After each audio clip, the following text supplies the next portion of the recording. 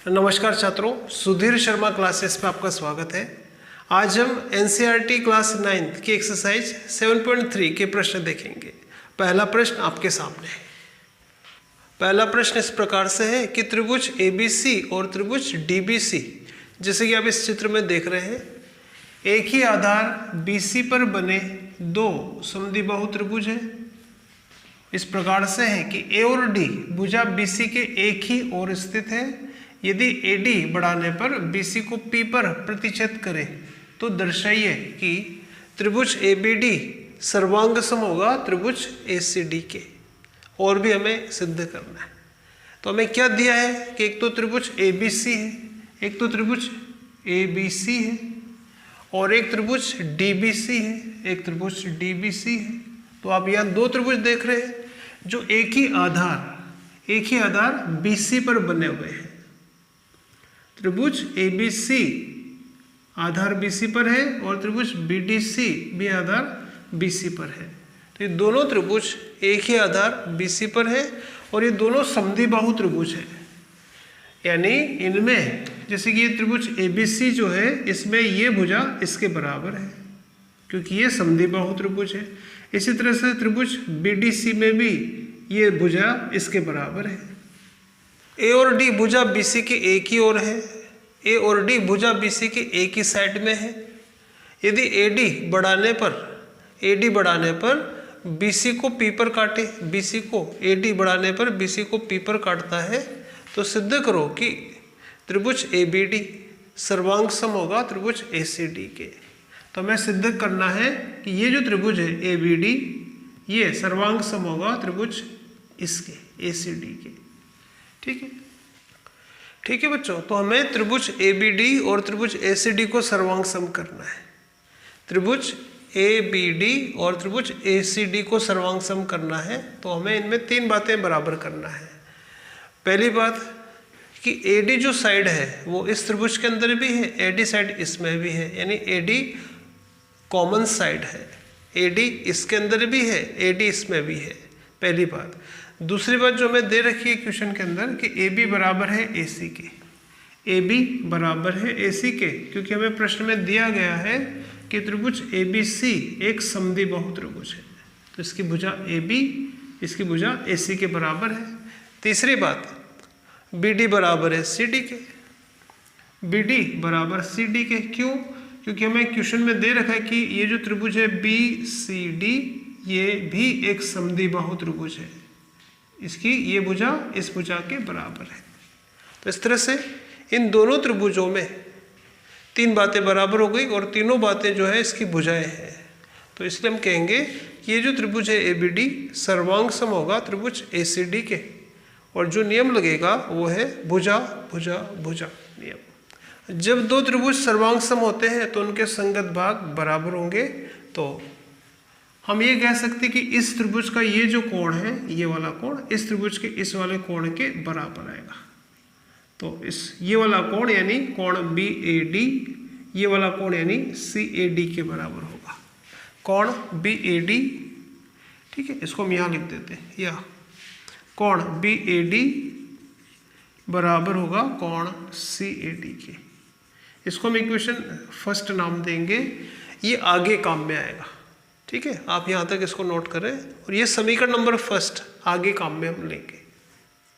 अब इसका second part लेंगे बच्चों। इसमें हमें सिद्ध करना है कि त्रिभुज ABP सर्वांग सम है त्रिभुज ACP के। चित्र में देखिए कि त्रिभुज ABP, थोड़ी देर के लिए इसको हटा देते हैं। तो ये है त्रिभुज ABP को सर्वांग सम करना हमें त्रिभुज ACP के, इसको हम हटा देते हैं। तो ABP और ACP को हमें सर्वांग सम करना है। तो पहली बात कि AB बराबर AC हमें दे रखा है, क्योंकि हमें क्वेश्चन में दे रखा है कि ये जो त्रिभुज ABC है ये समद्विबाहु त्रिभुज है, यानी इसमें दो भुजाएं बराबर है। AB बराबर है AC के, ये हमें दे रखा है। दूसरी बात AP जो साइड है वो इस त्रिभुज में भी है, AP इसकी भी साइड है, तो ये साइड दोनों की कॉमन है। दूसरी बात ये हो गई। और तीसरी बात अभी हमने लिखा था समीकरण फर्स्ट के अंदर कि कोण BAP यानी ये वाला कोण इस त्रिभुज का और इस त्रिभुज का कोण CAP बराबर होगा, क्योंकि इसके पहले हमने सिद्ध किया कि वो जो त्रिभुज सर्वांग सम थे उनके संगत भाग बराबर होते हैं, यानी समीकरण नंबर फर्स्ट से ये वाला कोण इस वाले कोण के बराबर है। दूसरी बात, ये दोनों में कॉमन है। तीसरी बात, इसकी AB इसकी AC के बराबर है। इस प्रकार इन दोनों त्रिभुजों में, ठीक है बच्चों, तो इसमें और इसमें तीन बातें बराबर हो गई। तो इसलिए हम कहेंगे कि त्रिभुज ABP सर्वांग सम होगा त्रिभुज ACP के। ABP सर्वांग सम होगा ACP के, ABP सर्वांग सम होगा ACP के। ठीक है बच्चों, तो इस तरह से हमने त्रिभुज ABP को सर्वांग सम किया त्रिभुज ACP के। जब दो त्रिभुज सर्वांग सम होते हैं तो उनके संगत भाग बराबर होते हैं। तो हम कह सकते हैं कि इस त्रिभुज की भुजा BP इस त्रिभुज की भुजा CP के बराबर होगी। तो हम कह सकते हैं कि BP बराबर होगा CP के, क्योंकि सर्वांग सम त्रिभुजों के संगत भाग बराबर होते हैं। क्योंकि ये दोनों त्रिभुज सर्वांग सम है, अतः इनके संगत भाग जो बचे हुए हैं वो आपस में भी वो भी बराबर होंगे। इसी तरह से जैसे ये कोण इसके बराबर है, तो इसी तरह से ये वाला कोण इसके बराबर होगा, इसी तरह से ये वाला कोण इसके बराबर होगा। तो हम कह सकते हैं कि ये वाला जो कोण है इस त्रिभुज का APB, कोण APB बराबर होगा कोण APC के, ठीक है, क्योंकि सर्वांग सम त्रिभुजों के संगत भाग बराबर होते हैं। और इसको हम नाम देंगे समीकरण नंबर सेकंड। ठीक है बच्चों, ये जो समीकरण नंबर सेकंड है ये यहाँ पे फोर्थ में काम में आएगी। तो ये जो समीकरण नंबर सेकंड है बच्चों, इसको आप ध्यान रखेंगे, ये फोर्थ में काम में आएगा। बच्चों अब हम सिद्ध करेंगे थर्ड वाला कि AP कोण A और कोण D को समद्विभाजित करता है। हमें ये सिद्ध करना है कि AP जो है वो इस कोण A को दो भागों में विभाजित करता है। ठीक है, यानी हमें बताना है कि ये वाला कोण इस कोण के बराबर है और हमें बताना है कि ये वाला कोण इस कोण के बराबर है। ठीक है, ये वाला इसके बराबर है, ये वाला इसके बराबर है, यानी AP इन दोनों कोणों को दो हिस्सों में तोड़ता है। हमें ये सिद्ध करना है। तो ये तो हम बता चुके हैं समीकरण नंबर फर्स्ट में कि ये वाला कोण इस कोण के बराबर है, यानी कोण A को AP समद्विभाजित करता है। ये तो हमने सिद्ध कर दिया है समीकरण नंबर फर्स्ट में पहले। अब हम ये सिद्ध करेंगे कि ये कोण D को भी दो भागों में बांटता है। इसके लिए हमें सिद्ध करना पड़ेगा कि ये वाला कोण इस कोण के बराबर है। ठीक है, उसके लिए हम लेंगे त्रिभुज BDP और त्रिभुज CDP। तो हम लेंगे त्रिभुज BDP और त्रिभुज CDP और इन्हें करेंगे सर्वांग सम। सर्वांग सम करने के लिए तीन बातें बराबर होना चाहिए इस त्रिभुज में और इसमें। तो पहली बात DP दोनों में है, दूसरी बात BD बराबर है CD के, क्योंकि हमें ये दिया है कि ये समद्विबाहु त्रिभुज है, तो ये भुजा इसके बराबर है। और तीसरी बात अभी हमने सिद्ध करी है समीकरण नंबर सेकंड में कि BP बराबर है CP के, BP बराबर है CP के, समीकरण नंबर सेकंड में हमने सिद्ध किया है। तो इस तरह से DP उभयनिष्ठ है, BD CD के बराबर है और BP CP के बराबर है। तो इस तरह से तीन बातें बराबर हो गई। तो इसलिए ये दोनों त्रिभुज BDP और CDP सर्वांग सम है। ठीक है, तो ये सिद्ध हुआ कि ये त्रिभुज सर्वांग सम है। तो इनके संगत भाग बराबर होंगे, यानी इस त्रिभुज का ये वाला कोण इस त्रिभुज के इस वाले कोण के बराबर होगा, यानी कोण BDP बराबर होगा कोण CDP के। सर्वांग सम त्रिभुजों के संगत भाग बराबर होते हैं। ये वाला कोण इसके बराबर है और इसके पहले हमने सिद्ध किया कि ये वाला कोण इसके बराबर है। तो इस तरह से ये जो रेखा है ये इन दोनों कोणों को दो हिस्सों में विभाजित करती है। AP जो है यानी ये वाली जो साइड है, ये जो भुजा है, ये दोनों कोणों को समद्विभाजित करती है, कोण A और कोण D को समद्विभाजित करती है।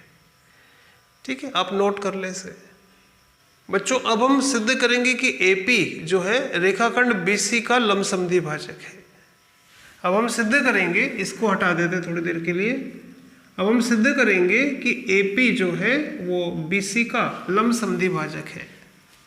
ठीक है, कोई भी रेखा जैसे ए पी बी सी का अगर लंब समद्विभाजक है तो ये तब होगा जब ये वाला कोण और ये वाला कोण दोनों 90-90 के हो और दूसरा बीपी बराबर हो सीपी के।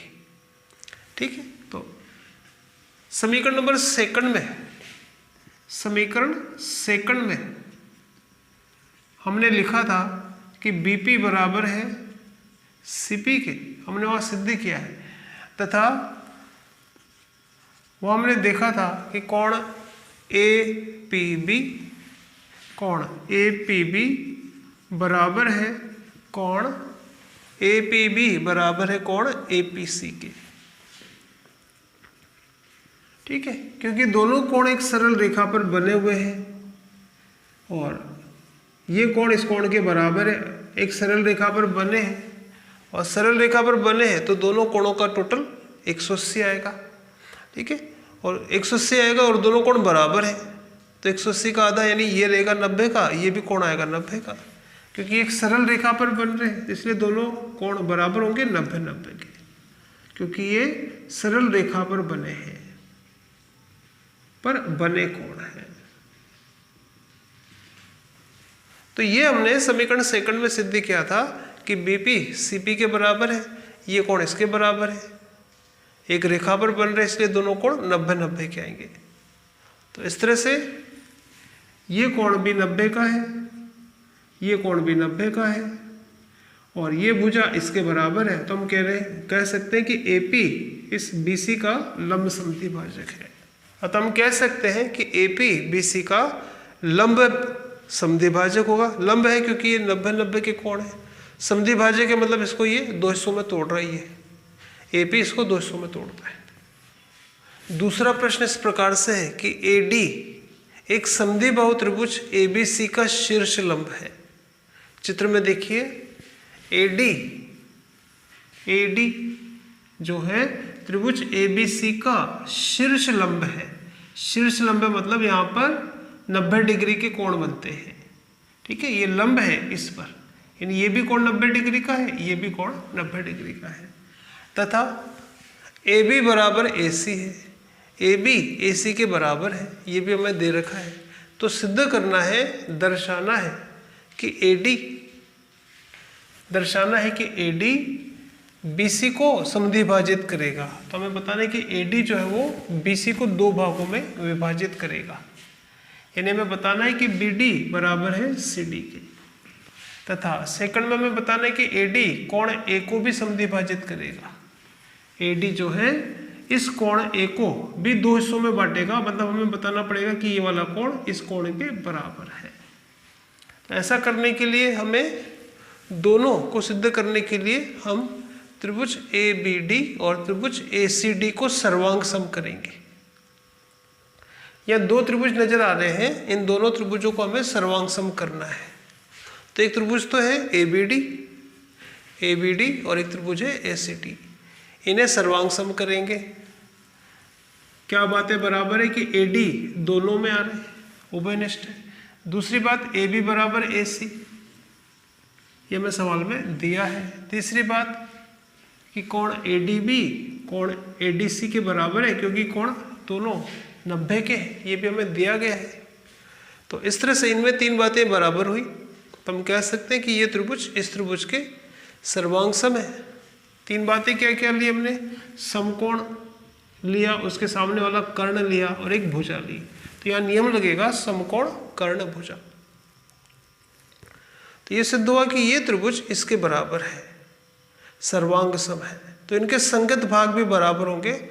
तो हम कह सकते हैं कि इस त्रिभुज की ये साइड इस त्रिभुज की साइड के बराबर आएगा। तो हम कह सकते हैं कि BD बराबर होगा CD के। सर्वांग सम त्रिभुजों के संगत भाग बराबर होते हैं। तो अगर BD बराबर है CD के, तो इससे ये सिद्ध होता है कि AD जो है इस BC को 2 हिस्सों में विभाजित करता है। इससे सिद्ध होगा कि AD जो है BC को समद्विभाजित करता है।